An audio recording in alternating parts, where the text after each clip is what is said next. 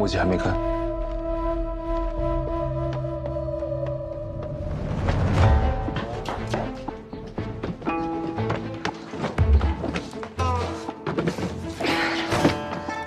我没睡好，新警察，你最好不要自找麻烦。我不是杀人凶手，那你跑什么？我要看看害死丽妃的毒究竟是什么，我要找到凶手。哎，少废话，快下来！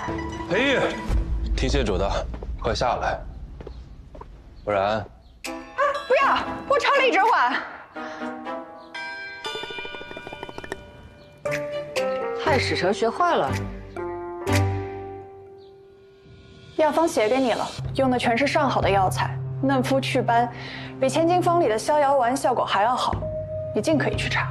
你若是有所隐瞒，刑责会更重。为何要隐瞒？这药多一味少一味，效果都不好。太医署明令禁止私开药方，更不许女医工开方。而你不仅私开药方，还私自制药。若不是丽妃薨逝，你打算隐瞒到何时？我自然是不会说的。是你主动为丽妃配药的？是丽妃让我做的。不可能。何必骗你？我曾为丽妃调整过几副药的药量，效果明显。丽妃慧眼识珠，又私下找我调过几次药，效果都很好。丽妃知道女医工不被允许开方，但她很信任我，这是我们的秘密。你还给她开过别的药？只是对药方略作调整。丽妃这次病愈之后面色憔悴，不如从前漂亮，所以她让我专门为她调配了一些调理气色的药丸。但丽妃的死绝对不会是因为这个。县主，带我去看丽妃的尸首。你现在是犯人，可我要知道丽妃到底是怎么死的，才能判断是不是与那药丸有关啊。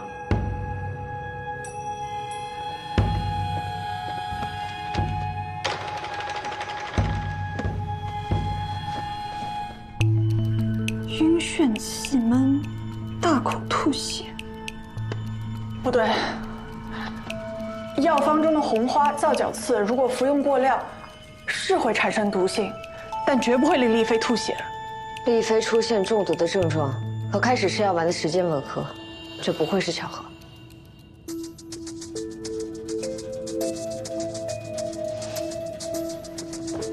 是人参，药丸中有少量藜芦，若与人参同时，会使人中毒。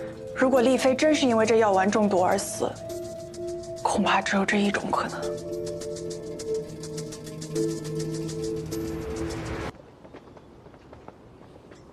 最后一次见到内侍丞是什么时候？昨晚戌时末，内侍臣将宫院里几处需要焚烧的草药点燃后，就去休息了。照安排，他应该在今早寅时末去偏殿与守夜的内侍轮值，但过了2刻，他也没来。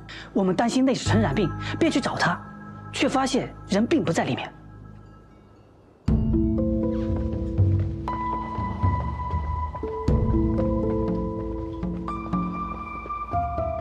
屋里没人影，我们就以为内侍臣出去了，可找了一圈也不见人影。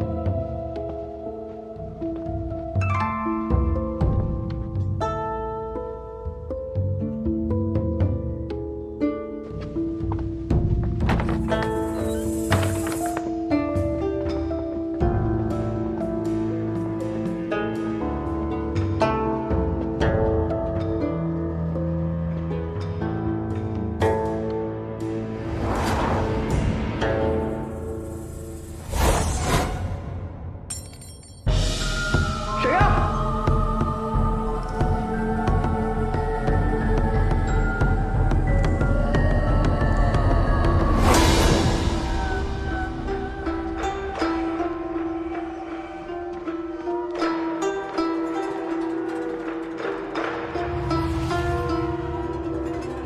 内侍臣匆忙之间，连鞋都没来得及穿。我俩昨晚亥时2刻开始值夜，一整晚都没什么动静，我们也没看到有人出来走动。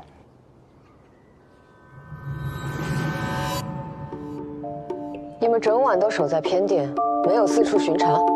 是。这位是？不关你事。哎，认识韩相吗？壁上花那事儿之后，谁人不认识他呀？除此之外呢？啊，他在出宫之前也是我曾帮扶过的人。钱是你借给他的，可不是嘛，出宫前还欠好大一笔呢。幸亏啊，这宫里给的安置费够丰厚，才将将的把本金给还上。那利息呢？那只能算了呗。哎呀，我这一天天干的，竟是件赔本的买卖。赔本的买卖为何要做？我心好啊，都是苦命的人，遇到难处了总得帮扶一把，不是？真是好心。那他出宫之后，你可又帮扶过？县主说笑了，掖庭局只负责将宫人送到寺观处安置，任他们各有去处。这去向为何，掖庭局从不过问，怎么会再见到呢？啊，硬要说起来的话，还真见过一次。你是想说那日的宫墙里？我开个玩笑。你也想被嵌进宫墙里养花？小的错了，县主饶命。我可以饶你，可是有人想要你的命啊！县主吓唬我。这条项链坠子，见过吗？哎呦喂，这可真是个好东西啊！虽然不曾见过，但想必是哪位妃嫔的宝贝吧？上寝局的红芍说，这东西是你送给他的。我呸！那个不知轻重的贱婢，此等物件岂是我们这种人可以有的？可是他说的清清楚楚，是掖庭局监座胡达托人送给他的定情之物。县主，我贪财也好色，可是贪财在好色的前边，惜命更在这贪财的前边。县主尽管带他来与我对峙，也让他把掖庭局的内侍一个一个确认，找到他说的那个中间人。这时辰也不早了，近日因为韩少姑娘的案子，圣上广开天恩，准备再放一批宫人出宫，奴婢还有许多差事要做，无法奉陪二位，见谅，见谅。那胡监座若是有什么一时想不起来的，也别忘了来内业局找我。自然配合县主办案。你不喜欢读书，为何用这么多书做摆设？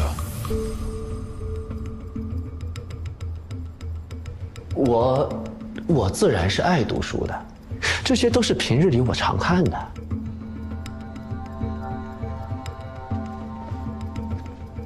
县主慢走。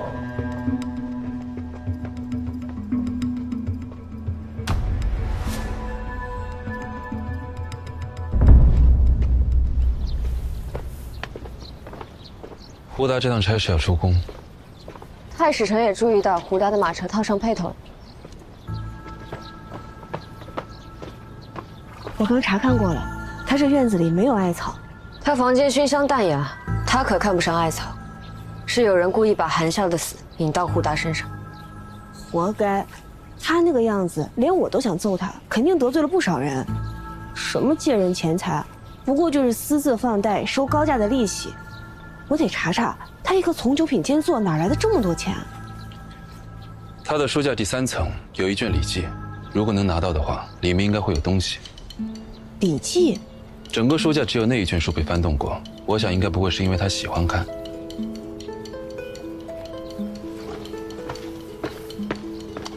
太史丞先回吧，跟踪胡达就不劳烦太史丞。今日无需值夜，我同县主一起去。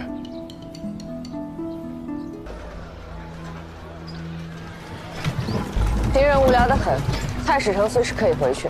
关心也是一样追踪星辰踪迹，有时候几个月才会移动毫厘。原来太史丞才是行家。不过这胡达既然着急出宫办差事，为何不慌不忙地吃起酒来了？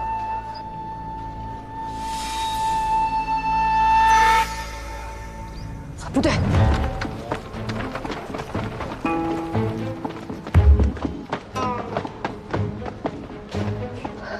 坐这的人呢？这绣红楼实在是奇怪，天井里挂着的丝绢，像迷魂阵一样，感觉四处都藏了人。那些丝绢的颜色大有讲究，是为了聚集纳采。不止这些，还有厅堂门边的松柏、房梁上的桃木剑，这些与绣红楼装饰格格不入的摆放用物，都是为了开运聚财。什么绣楼会连一根线头毛絮都看不到？你还记得水渠里的脂粉吗？这么多脂粉，这楼中绣娘应该不少。不，绣娘很少会施粉黛，因为脂粉会落在绣绷上，污染绣件。县主的意思是，这绣红楼只是被布置成了绣楼的样子。这人呐，命数如何，不光要看生身父母，还得看再生父母什么来头。这胡达就是因为给自己找了个有钱的义父，才能在宫里放贷，谁也不敢惹他。义父，西京富商孙之望，是西京百姓所说的孙八方。就是他。听说这人极为看重八字命理，西京城的大师他几乎都找过。连义子都难逃命数，这干爹也不能随便认。你们记不记得胡达曾经说过，韩孝出宫前只勉强还上本金，剩下的利息被他一笔勾销了。做生意的，再有钱也不会随便把欠账抹掉，做赔本买卖。欠下的债自然是要还的，只不过是看怎么还。胡达除了放贷之外，还给出宫的宫女介绍营生。他是要这些工人做工赚钱来还高利贷。对，我打听到韩孝出宫前因为还不上钱，一直寝食难安。后来胡达给他介绍了一份营生，这才踏实下来。有没有可能，就是去了绣红楼？哎，你还不快滚，非逼我报官呀？不必麻烦，我就是官。关娘子，您来正好，就是这个江湖术士骗吃骗喝的，骗到我们醉仙楼来了。你是哪儿来的仙长？为何在此作乱？神南山下，无望仙长。什么仙长？他就是个骗子。有话好好说，发生何事了？半个时辰前，这个人大摇大摆地走进我们醉仙楼，哎，我赶快上去迎接呀。客官，想用点什么？今天店里有活鱼。呵。你手里举着什么？不知道呀。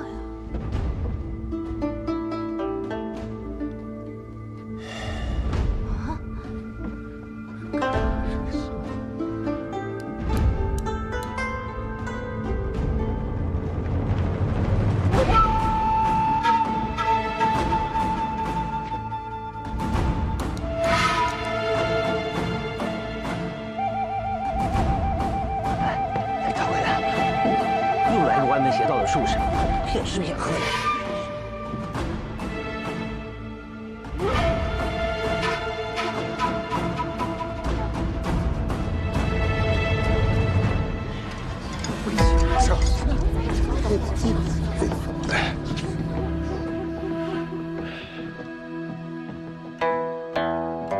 仙长为何叹气啊？仙长，请坐。请。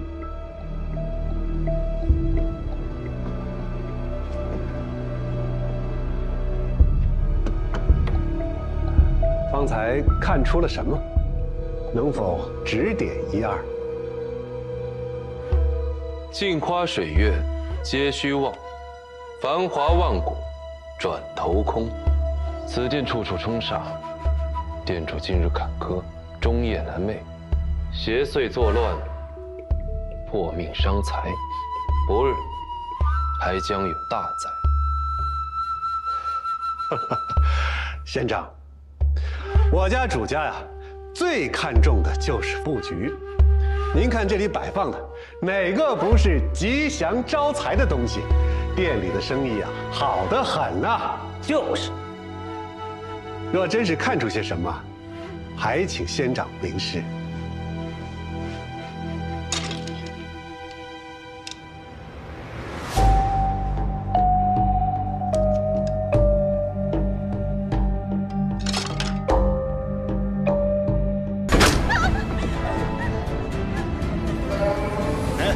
就你了。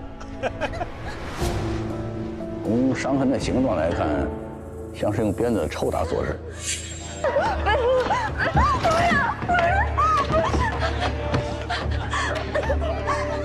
题提得真扫兴，我来陪郎君。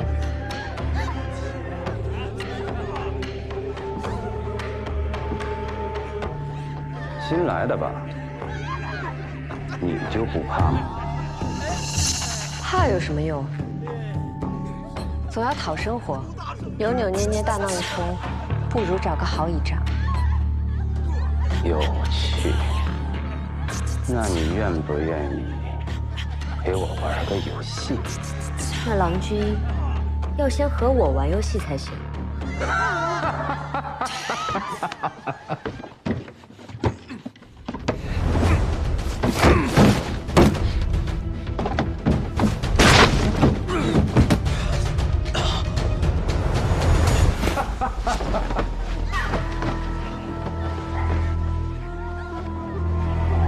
哎，郎君要玩什么游戏啊？啊！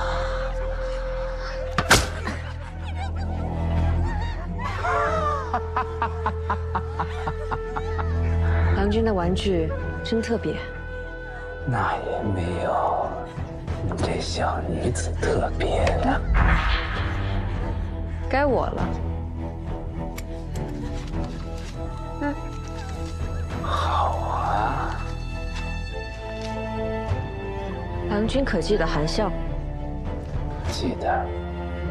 是你的名字吗？郎君答错了，该罚。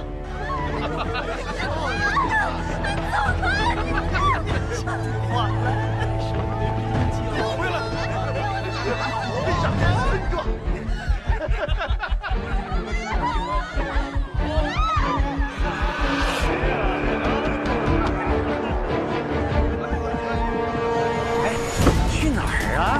哎，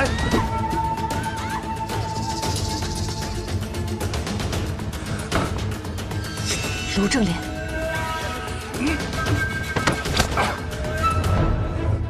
郎君好生小气。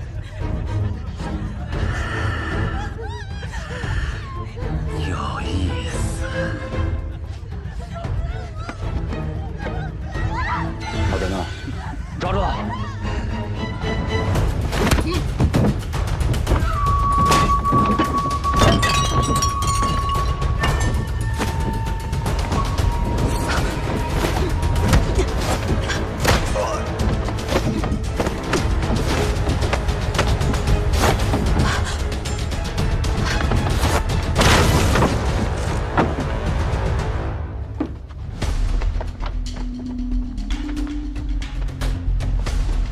出事了！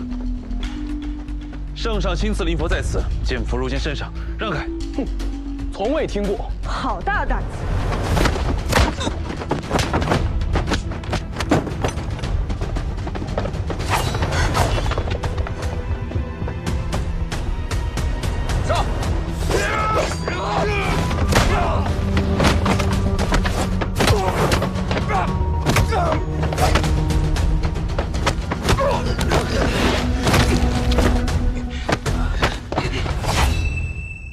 跑啊！怎么不跑了？疼不疼？嗯，疼不疼？你可以拿走我这只眼睛，但你这条命我得拿走。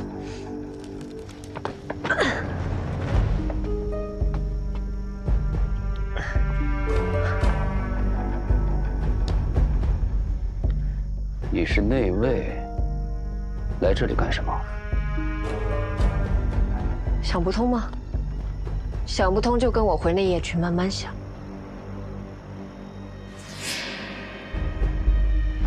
绑上石头，沉下去。谁都没有见过这个人。可他是宫里的人，要杀吗？他活着，咱们都得死。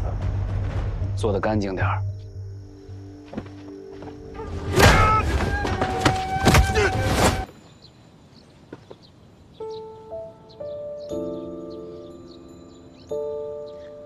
县主，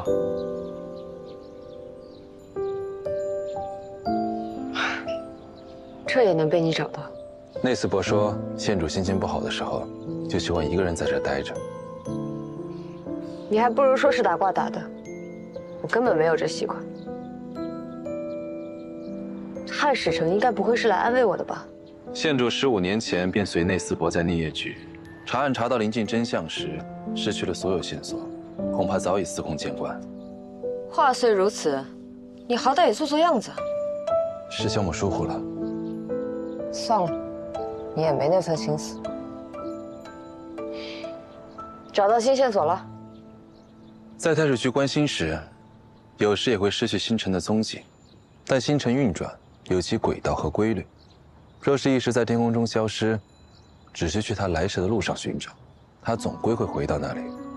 查案比星辰要复杂得多，但道理应该也是一样的。若是案件一时失去头绪，那就去原点寻找。你也想到这个了？这一切的原点，就是宫墙上开出了那朵花。楼绰。我们原本在调查了韩笑之死，是楼绰故意把疑点引向胡达。杀死胡达的地方在秀红楼附近。若真如楼绰所说，他是因为嫉恨胡达才杀了他，为何要等到韩笑死后3个月，我们开始调查壁上花时才动手？他可以把韩笑神不知鬼不觉地埋入宫墙中，没必要大费周章地杀掉胡达。楼绰一定还有话没说。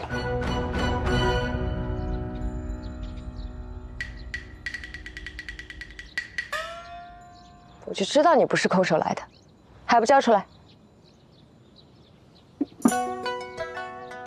老鬼头知道你要来找我，肯定会让你带着透花瓷。走吧。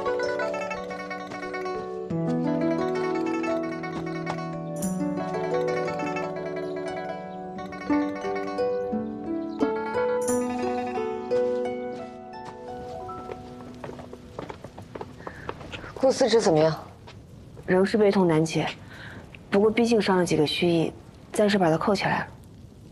让他歇段日子也好。命人好好照应，谁敢对顾思之怠慢，就一一记下，待我办完此事再和他们清算。是。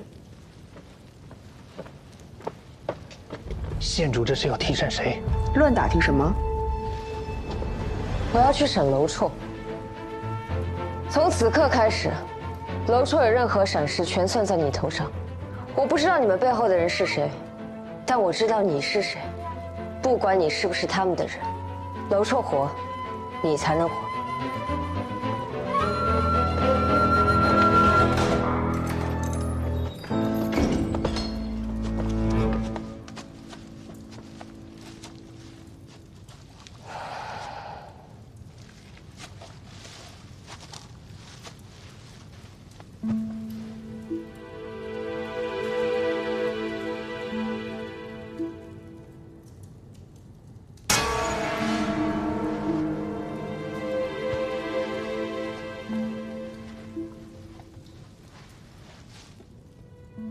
你撒谎了，你没有伤害韩笑，是你救了他。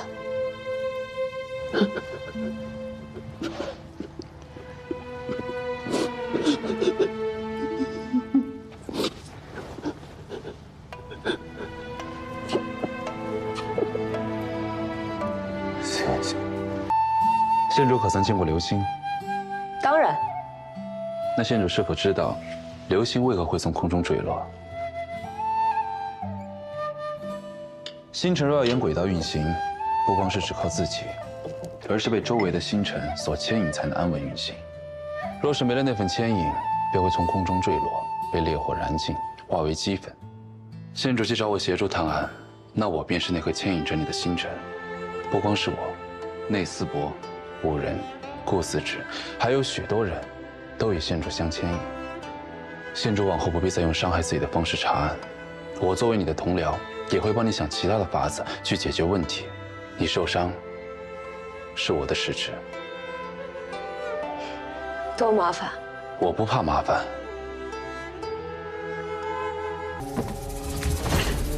你这是把太史城怎么了？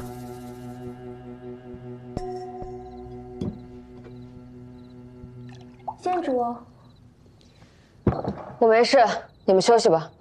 是太史城来了。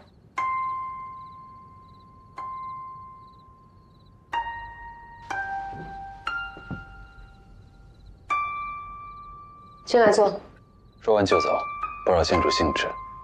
自打御书房走水，县主一直告假不出，我想也没有什么需要我的地方了。我打算把灵符归还圣上，也来跟县主说一声。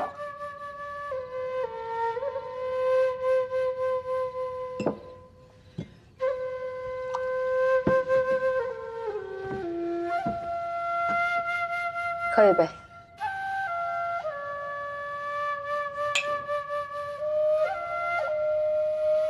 我昨日在西市见到碧柔了。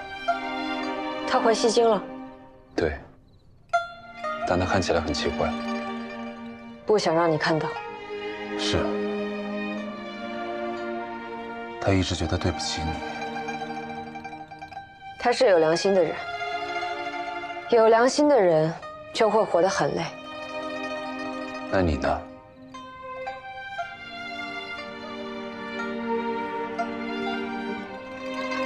我看太史丞是够累的。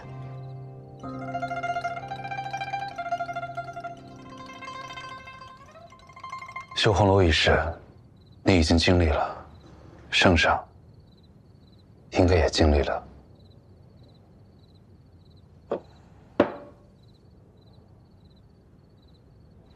15年前，也是一个月圆夜，我生病留宿宫中，家中却突遭灭门，府上上百人口全部被杀。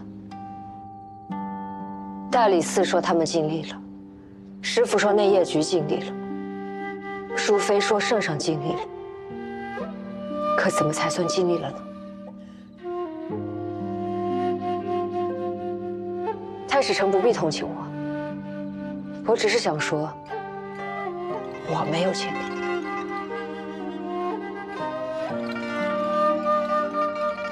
你今夜来同我告别，也算有始有终。这大半年，感念太史丞相助。夜深了，我不送。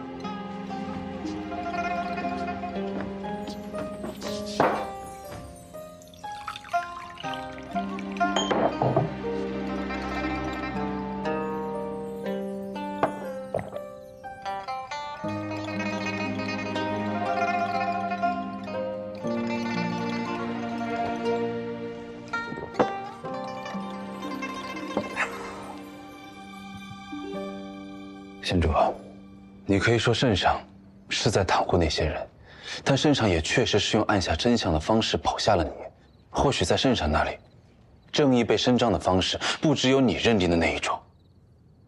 怎么说的像是我不懂事了？内司伯、五人、顾司职，还有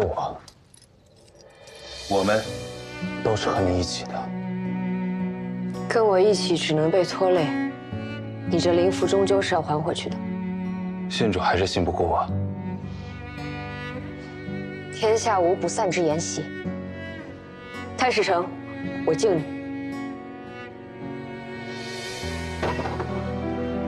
现在，县主可以信得过我了吧？我与吴灵符可以归还，愿与县主共进退。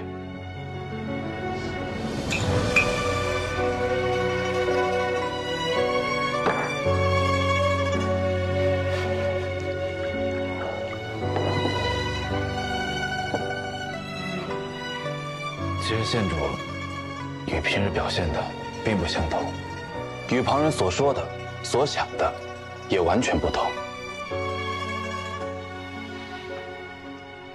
萧某不敢说多了解县主，但还是知道你的为人的。多谢太史丞。叫我太史丞，那就还是信不过我。萧兄，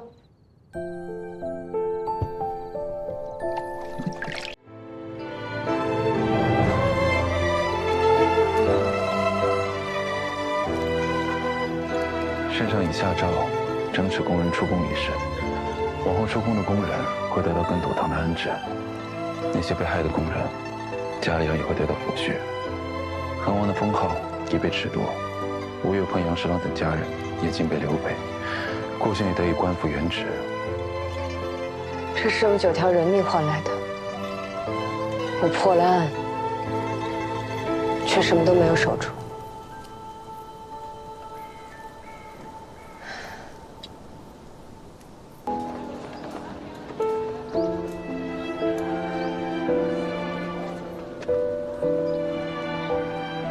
一切都结束了，我妹的在天之灵定会感念3位。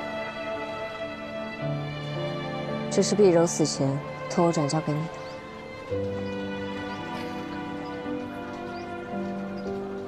碧柔告诉我，那日桃枝得知他们要去做工，却说不清要做什么，要去哪里。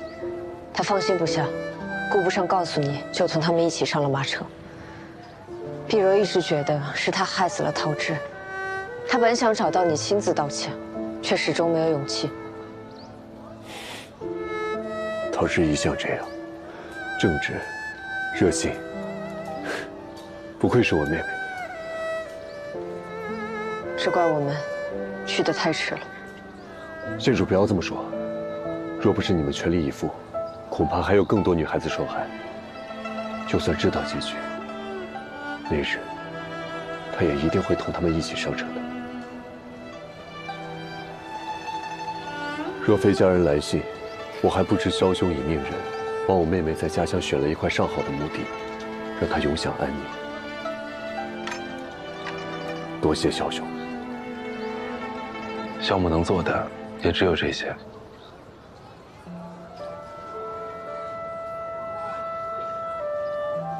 那日在狱中太过冲动，多有冒犯。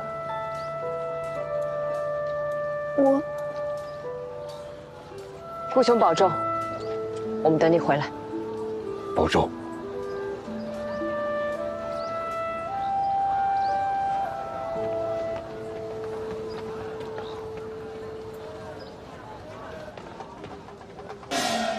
申时2刻，庞二郎为柳英儿送出彩头，国色天香。萧兄之前曾说过，太史局会派漏客生去宫中及宫外各王府检查校订。太史局会有这些漏客生的记录吗？会有。 15年前，为端王府校订漏客的漏客生，也能查到。这不确定，毕竟过去了这么久，不知道是否还有留存。既然不知道，那便可能会有。劳烦萧兄帮我查查。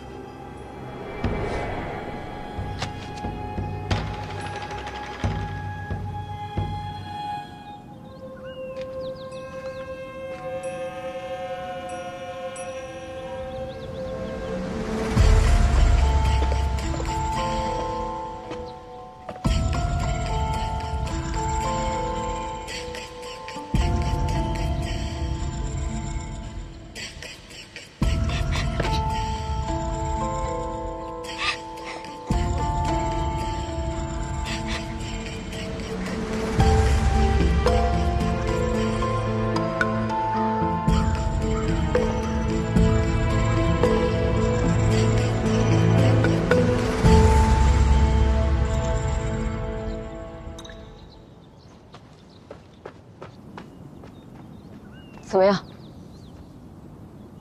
时间太久了，已经没有记录了。果然是过去太久了。多谢萧兄。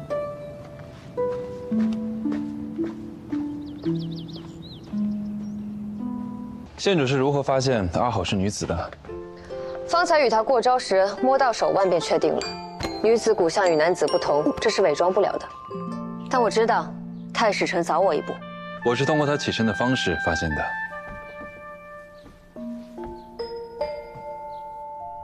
萧兄，所以我们谁赢了？县主先抓到的人，自然是县主赢了。萧兄先选对了人，还是算你赢？那就算平手。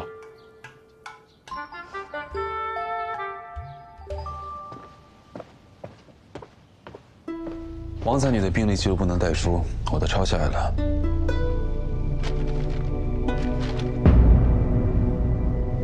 就这些。这一页纸就是他半年来看病吃药的记录。果然未有身孕记录，风寒身故。一个人活了20年，只留下风寒身故这4个字。负责他的医政怎么说10天前回乡省亲了。既然如此，我们直接去问问王才女好了。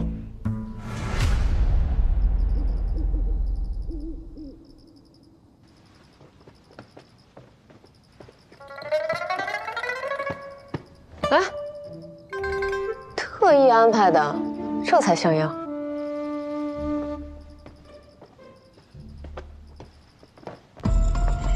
皇陵重地，不得擅闯。你看我像是擅闯吗？福昌县主，这位是王才女的表亲，娘子英年早逝，圣上费尽心力才找到她的亲眷，并特许她前来拜见。娘子已经入殓，不日就将下葬。若是吊唁余归，县主还需有许可才行。圣上悲悯，王才女听眷就是许可。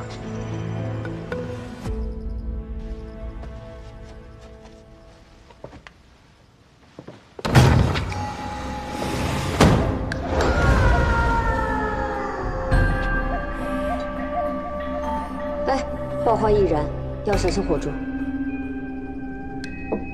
是松木的爆花，防潮除味。不过天太热，放这些也无济于事。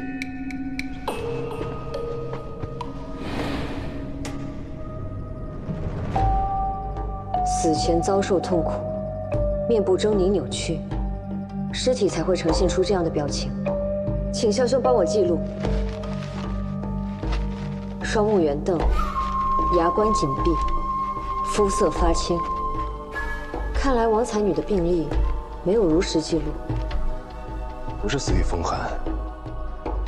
风寒而死的尸体，肤色微黄，眼睛和口部都是紧闭的。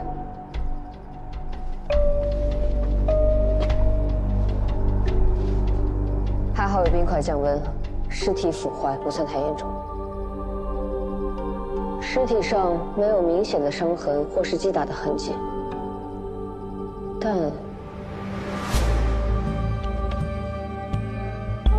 皮肤上布满了红点，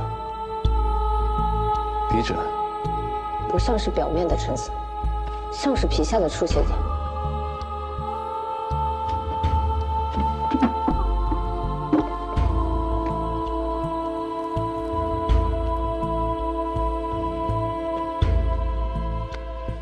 我还以为县主买腊梅饼只是为了祭拜呢。如果只是皮疹，热敷之后不会有变化。是外伤还是中毒？舌底发黑，是中毒。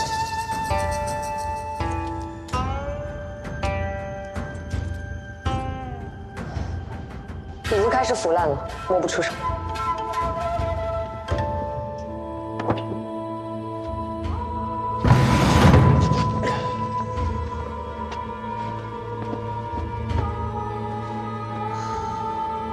看来王才女是死于毒杀。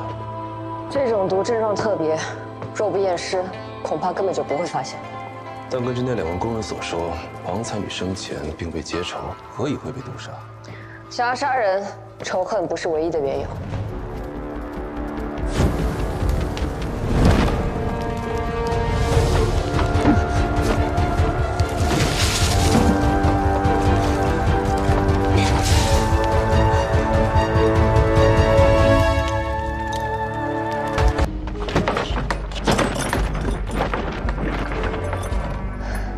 你将房门反锁也无用，想在宫中杀人灭口，实在是痴心妄想。请县主好好享受吧。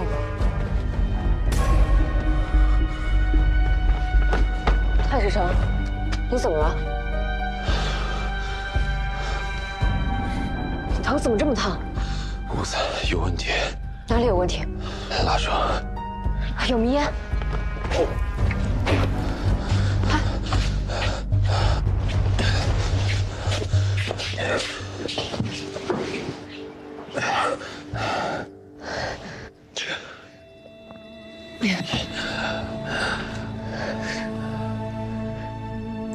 轻敌了，只要和清白扯上关系，任我有天大的本事，也一定会被束住手脚。县主不是寻常女子，那女子谋销，牵扯的不只是她一个人。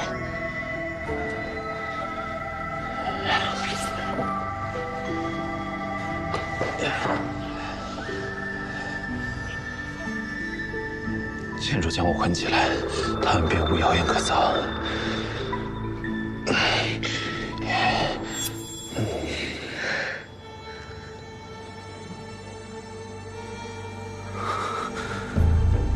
太史丞，真难得你又聪慧又简单。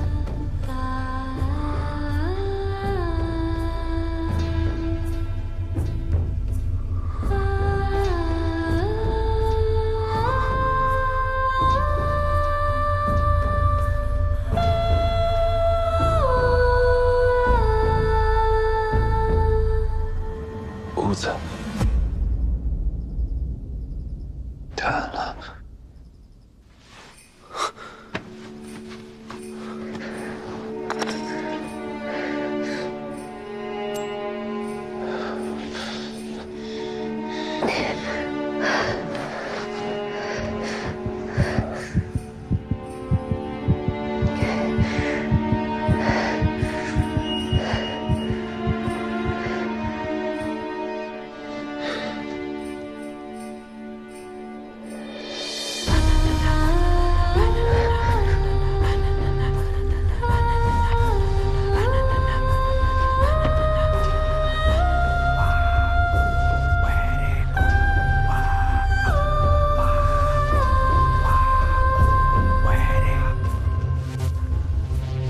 县主，县主，县主，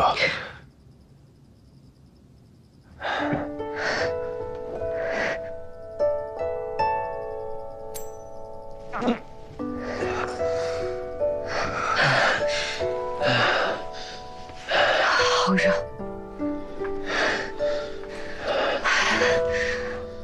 我们要不要把窗户纸捅破？什么？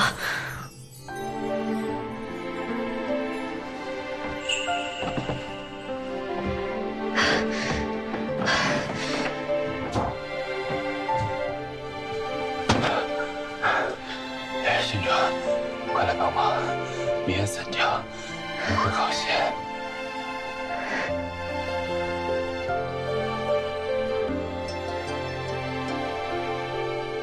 我中了迷，没力气了。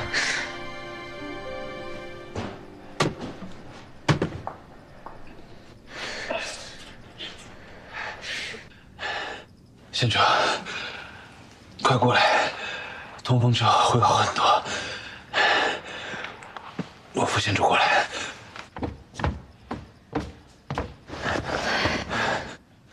太史丞，得罪了。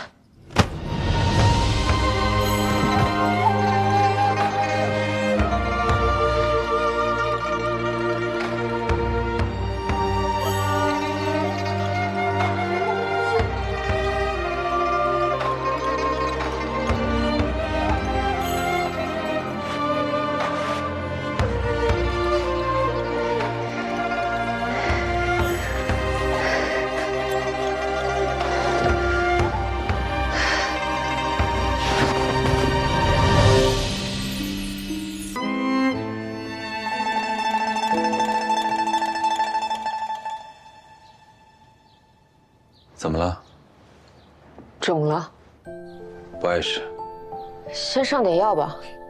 趁我父亲还没有回心转意，还是先离开吧。你刚才推门进来，真是威武不凡。县主谬赞了。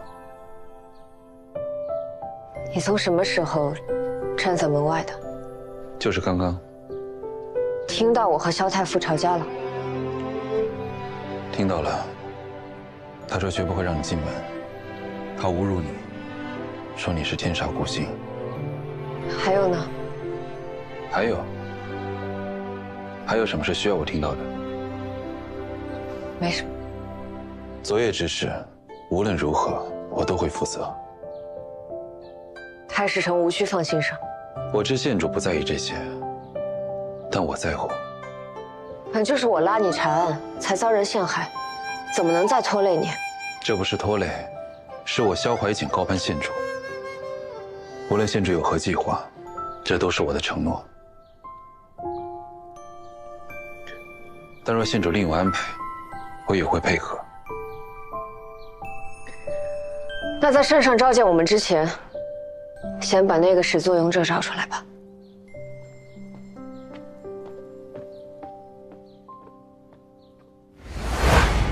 你一直都是在利用怀瑾，是又如何？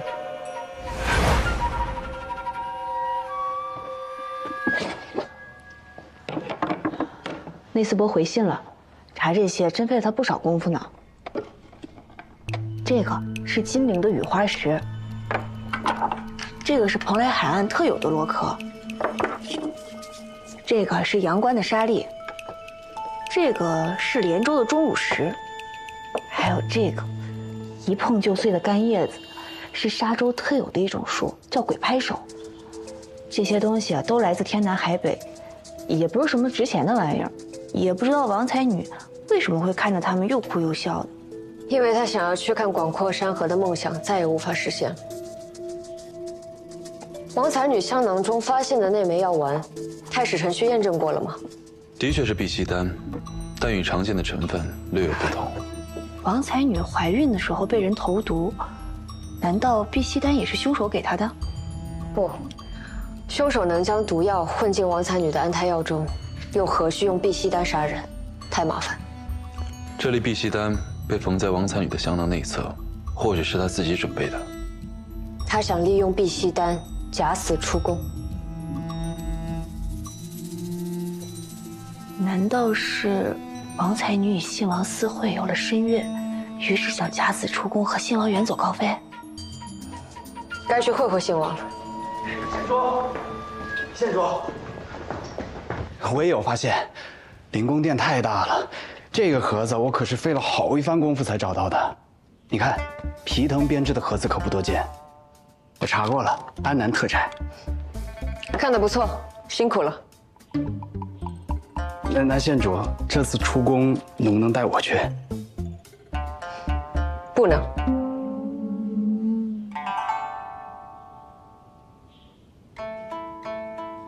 是。走吧。少兄，三人同去信王府，像是兴师问罪，只怕对方会有所隐瞒。我去查承恩宫到底为何停工。老大，你和太史丞怎么了？刚才我就觉得怪怪的。没怎么，太史丞说的没错，分头行动，两边都不耽搁。绝对有问题，我们两个一块去，还怕有问不出来的口供？平时都是我们三个一块查案的，怎么偏偏今日要分头行动？避嫌啊！一定是避嫌。太史丞也知道赐婚的事儿啊？知道了。那不对啊，那为何要避嫌呢？害羞？也不对，也不对。太史丞方才并无害羞之色，反而是有点生气。县主早就计划好，为救阿豪隐瞒真相吗？韦贤妃善翻手为云，覆手为雨，但有一事，她说的没错，无人能证明玉书腹中的孩子是圣上的。此事若起风波，唯一能够落罪的，也只有构陷你我的竞合。贤妃总能全身而退。圣上若起疑心，承担猜忌的也只会是信王。这样不明不白的真相，倒不如换阿豪一命。确实，真相大白，不一定是最好的结果。贤妃编了什么故事上报圣上？韦贤妃喜爱音律，与王才女惺惺相惜，谁知王才女一心只想离宫，还向韦贤妃寻求帮助。韦贤妃竭力劝阻，但玉树心意已决，执意假死，未免身上蒙羞。韦贤妃无奈，只得痛心处死了他。那承恩宫一事又如何说？那晚我并未入宫，在承恩宫的是你和五人娘子，你们连日查案，一时疲惫便睡下了。那刘内侍曾被你刁难过，心怀怨恨，竟编造了一顿混话，四处传播，毁你清誉，已经被贤妃下令给打死了。为了一条命，可以编一个谎；为圆一个谎，可舍一条命。太史丞，我看这案子不查也罢。家兄听说了吧？私婚之事搁置了。我早说过了，不会拖累你的。所以这也是县主计划好的。什么？与我被困一夜，传出谣言，引为贤妃现身。太史丞高估我了。我如果有预知的能力，就不会次次让太史丞假扮阴阳先生。我与太史丞也算出生入死，我不想亏欠你。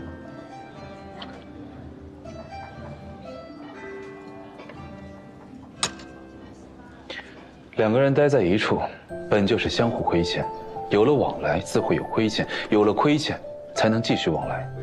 若是真的不想再有任何亏欠，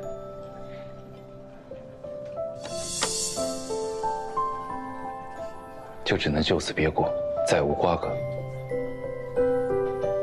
太史丞吓唬我？我不知道县主哪句话是真，哪句话是假，我只是将我的内心话说出来而已。我那日说的话，是为了气你父亲，他说话实在难听。无妨，都已经过去了。我就知道，你那天偷听到了。你在我家谈论与我的婚事，怎能说是我偷听呢？反正你就是偷听了。恶语最伤人，县主说话也实属难听。还假装没听到，若无其事的跟我查案。我那是大局为重。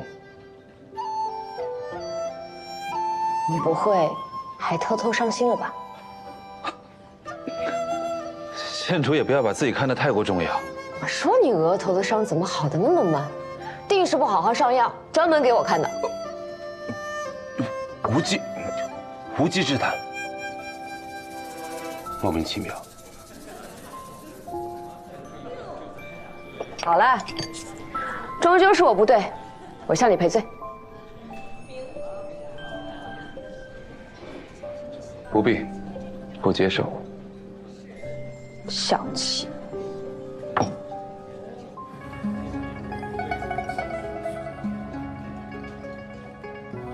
小兄，快听。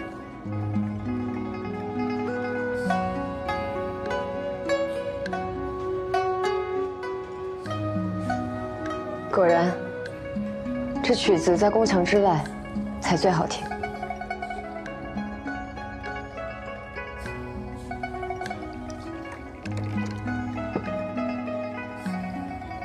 希望我们都少一些憾事。